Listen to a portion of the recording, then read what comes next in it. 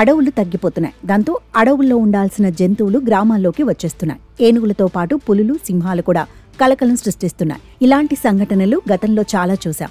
వీడియోలు కూడా పెద్ద ఎత్తున వైరల్ అయ్యాయి. మన్యం జిల్లాలో ఏనుగు గుంపుల బెడద ఎక్కువగా ఉంటుంది. తాజాగా ఓ ఏనుగుల గుంపు చెలరేగిపోయింది. కొమరాడ మండలంలోని పాలెం, మాదలింగ గ్రామాలపై పడ్డాయి. కనిపించిన పంటలు, వస్తువులను తొక్కేస్తూ నాశనం చేస్తున్నాయి. దాంతో రైతులు లబోదిబో అంటున్నారు. కర్బూజా, పామాయిల్, వరి ఇలా ఒక్కటేమిటి, చేతికి అందొచ్చిన పంటలను ధ్వంసం చేస్తున్నాయి. ఇక నీళ్లు తోడుకునే మోటార్లు, పైపులను కూడా విరగొడుతున్నాయి. ఏనుగుల గుంపు సంచారంతో కొమరాడ మండలంలోని ప్రజలు భయాందోళన చెందుతున్నారు. చేతికి అందొచ్చిన పంట నాశనం అవుతుండటంతో రైతులు ఆవేదన చెందుతున్నారు. ప్రభుత్వాధికారులు ఈ ఏనుగుల గుంపు బెడద పోగొట్టేలా చర్యలు తీసుకోవాలని కోరుతున్నారు. ప్రతి సంవత్సరము రైతుల ఆవేదన, ఆందోళన తప్ప వేరేది లేకపోతుంది.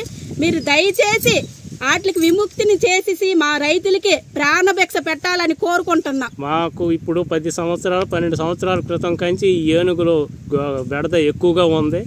ఇదిగో రాత్రి మొత్తం ఈ పుచ్చకాయలు చేని తర్వాత ఈ పామాయిలు వేస్తుంటే అలాగ వచ్చి ప్రతి సంవత్సరం వచ్చి లాగేస్తున్నాయి. ఇక మదుపులు వేలకు వేల పెట్టేసి మేము ఇదే కష్టపడి ఇచ్చేసాము. ఇప్పుడు ఒక్కొక్క ఎకరానికి ఏమో వచ్చి 50-60 వేలు పెట్టుబడులు పెట్టేసి ఉన్నాము. కానీ ఈ రాత్రి ఏనుగులు మొత్తం గుంపు వచ్చి మొత్తం ఏకం ఇచ్చేసి పంట నాశనం చేసినాయి. దగ్గర దాదాపు ఒక 30-40 పామాయిల్ మొక్కలు సరే రేపు నాడు జూన్లో తెగవలసిన గెల్లివి బాగా గెలకొచ్చేసిన మొక్కలు కూడా పీకేసినాయి. దీన్ని మరి ఎవరు కూడా పట్టించుకునే పరిస్థితిలో ఉన్నారు.